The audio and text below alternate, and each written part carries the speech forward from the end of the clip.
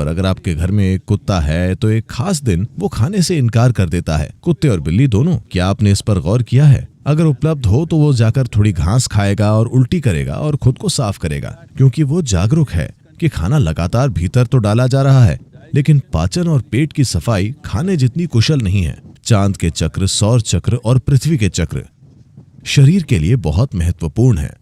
अगर व्यक्ति में जरूरी जागरूकता है तो वे देख सकते हैं कि किस दिन शरीर को खाने की जरूरत नहीं होती है। हर दूसरा प्राणी ये जानता है, अफसोस मनुष्य इसे भूल गए हैं।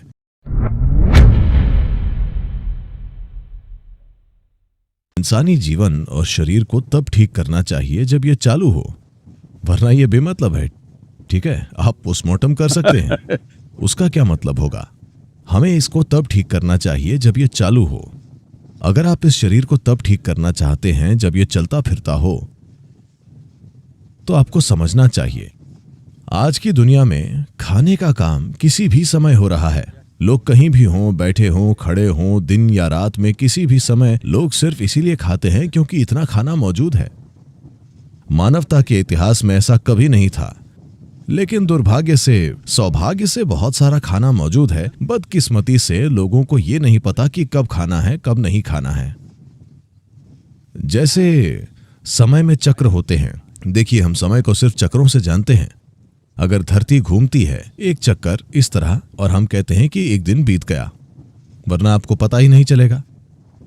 अगर चांद चक्कर काटता है तो हम कहते हैं एक महीना हो गया। अगर हम सूरज के चारों ओर एक चक्कर काटते हैं तो उसे एक साल कहते हैं। तो हमारा समय का विचार असल में चक्र है।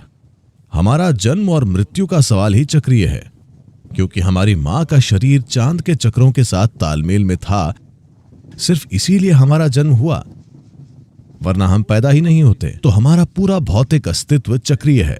तो शरीर एक चक्र है। ये चक्र ग्रहों के चक्रों के साथ जुड़े हुए हैं। चांद के चक्रों से, सूरज के चक्रों से, सब कुछ। चांद के चक्र, सौर चक्र और पृथ्वी के चक्र शरीर के लिए बहुत महत्वपूर्ण है। अगर व्यक्ति में जरूरी जागरूकता है तो वे देख सकते हैं कि किस दिन शरीर को खाने की जरूरत नहीं होती है। हर दूसरा प्राणी ये जानता है, अफसोस मनुष्य इसे भूल गए हैं, क्योंकि उनकी विचार प्रक्रिया या उनके बचकाने मन ने उनके सिस्टम में मौजूद हर दूसरी इंद्री को दबा दिया है। अगर आप अपने सिस्टम को ध्यान से देखते हैं तो आप देखेंगे कि किसी खास दिन आपको खाने का मन नहीं करेगा। उस दिन आपको खाना नहीं चाहिए, पर नहीं, आप अपने दोस्त के घर पर हैं, वहां एक पार्टी है, आप ठूंस कर खा लेते हैं। भले ही आपका शरीर ना कह रहा हो, आप खुद को भर लेते हैं। आपने देखा है कि सभी जानवर, अगर आपके घर में एक कुत्ता है तो एक खास दिन वो खाने से इनकार कर देता है। कुत्ते और बिल्ली दोनों, क्या आपने इस पर गौर किया है? अगर उपलब्ध हो तो वो जाकर थोड़ी घास खाएगा और उल्टी करेगा और खुद को साफ करेगा, क्योंकि वो जागरूक है कि खाना लगातार भीतर तो डाला जा रहा है, लेकिन पाचन और पेट की सफाई खाने जितनी कुशल नहीं है। खाना मजबूरी में हो रहा है, पर दूसरे हिस्सों को काम करने की जरूरत है। पाचन क्रिया के दूसरे आयामों को काम करने की जरूरत है।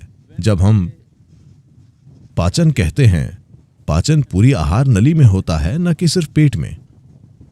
And assimilation also happens across the entire alimentary canal. समावेशन भी पूरी आहार नली में होता है। अब सफाई सिर्फ आहार नली के जरिए ही नहीं होती है, सफाई को कोशिका के स्तर पर भी होने की जरूरत होती है। अशुद्धियां समय के साथ इकट्ठा हो जाती हैं और आप भारी हो जाते हैं, शरीर और सिर दोनों में।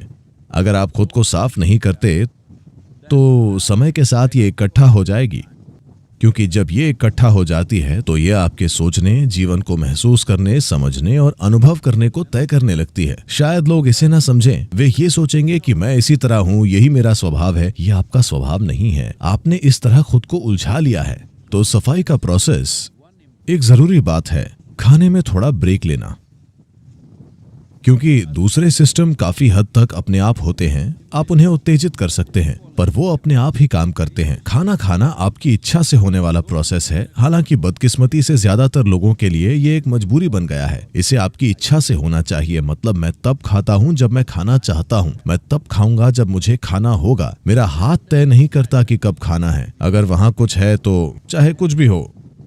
पता है, लोग हर समय यही कर रहे हैं। मेरे ख्याल से अगर हम अच्छी चॉकलेट्स आपके पास रखते हैं तो आपका हाथ उन्हें खाएगा, आप नहीं। इसलिए खाना एक जागरूक प्रक्रिया होना चाहिए। इस जागरूकता को लाने के कई तरीके हैं। एक है उपवास करना। यूं ही खुद को खाना और पानी ना देने से सिस्टम को नुकसान हो सकता है। आपको जरूरी साधना से इसका सहयोग करना चाहिए। अगर आपके पास जरूरी साधना है तो खाने की जरूरत कम हो जाएगी। देखिए, हमारी ऊर्जा सिर्फ खाने से नहीं आ रही।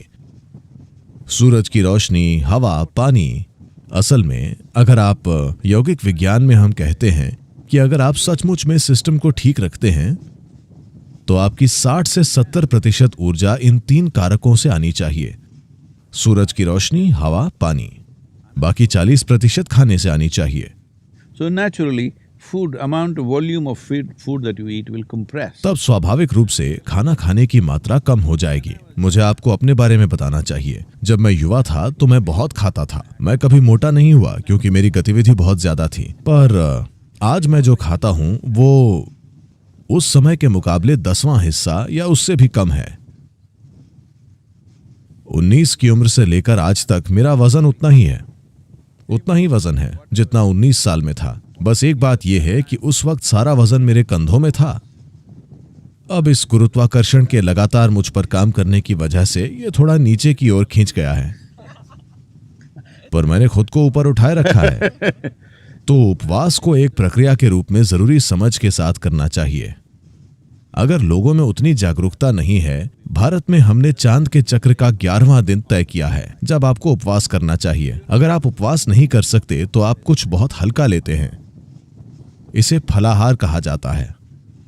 इसका मतलब है आप सिर्फ फल खाएंगे, क्योंकि फल ऐसा पदार्थ है जो लगभग 90% पानी है और आपको पानी को खाना चाहिए, पीना नहीं चाहिए। ये यौगिक विज्ञान है। जहां तक मुमकिन हो आपको पानी खाना चाहिए। आप जो भोजन कर रहे हैं उसे लेकर आपको हमेशा जागरूक रहना चाहिए कि उसमें पानी की मात्रा कितनी है। जैसे अगर आप दक्षिण भारतीय में भोजन करते हैं, मैं पके हुए भोजन की बात कर रहा हूं, अगर आप वो खाते हैं उसमें बड़ी आसानी से 60-70% पानी होगा। दरअसल ज्यादा, कुछ खानों में तो ये और भी ज्यादा है। पर अब आप यहाँ जो खाना खा रहे हैं, आप ब्रेड खा रहे हैं जिसे शायद 1 महीने पहले बनाया गया था। क्या ये कम से कम है? यहाँ तक कि ऑर्गेनिक दुकानों पर भी ये 1 महीने या कम से कम 1 सप्ताह पुरानी होती है। कोई भी वहां जाकर ताजा ब्रेड नहीं लाने वाला। और वैसे भी जिस तरह ब्रेड को बेक किया जाता है उसमें पानी नहीं होता, बहुत बहुत कम पानी होता है। और बिल्कुल आप उसकी कमी पूरी करने के लिए साथ में कोका कोला की 1 बाल्टी या वैसा कुछ रखते हैं।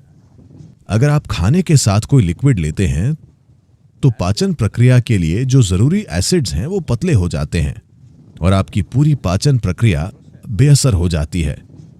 क्योंकि जब अंदर जाने वाले खाने में पानी होता है तो वो मदद करता है। पर अगर आप उसके ऊपर से कोई लिक्विड डालते हैं तो आप देखेंगे कि भोजन काफी लंबे समय तक पेट की थैली में रहेगा। हम यौगिक संस्कृति और जीवन में इसे लेकर हमेशा ही बहुत चिंतित रहे हैं कि हम नहीं चाहते कि भोजन 2.5 घंटों से ज्यादा हमारी पेट की थैली में रहे।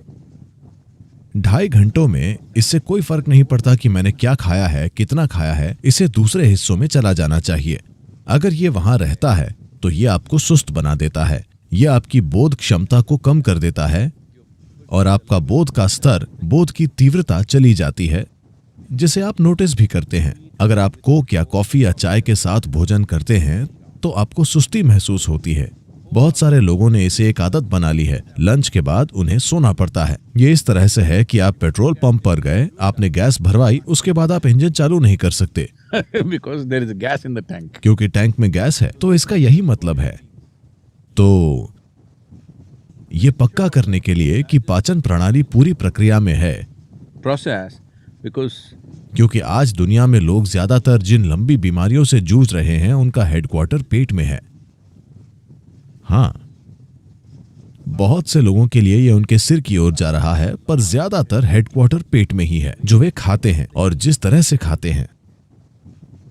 तो वे इस तरह खा रहे हैं। अनुशासन लाने के लिए एक आसान चीज है। शायद महीने में 1 या 2 दिन आपको बहुत ही हल्का भोजन करना चाहिए, ऐसा जो शरीर पर बहुत हल्का और सरल हो। अगर आप सिर्फ पानी पर रह सकें या थोड़ा सा नींबू और पानी water, lightly honey-laced water. या पानी में थोड़ा शहद मिलाकर, इससे मदद मिलेगी। पर अगर ये आपके लिए मुमकिन ना हो तो आप थोड़े फल या ऐसा कुछ ले सकते हैं जो सिस्टम पर बहुत बहुत हल्का हो। सोच पाचन प्रक्रिया और समावेशन प्रक्रिया को आराम देने का है, ताकि बाकी का शरीर कोशिका के स्तर पर सफाई शुरू कर सके। इसे सारी अशुद्धियों को बाहर निकाल फेंकना चाहिए।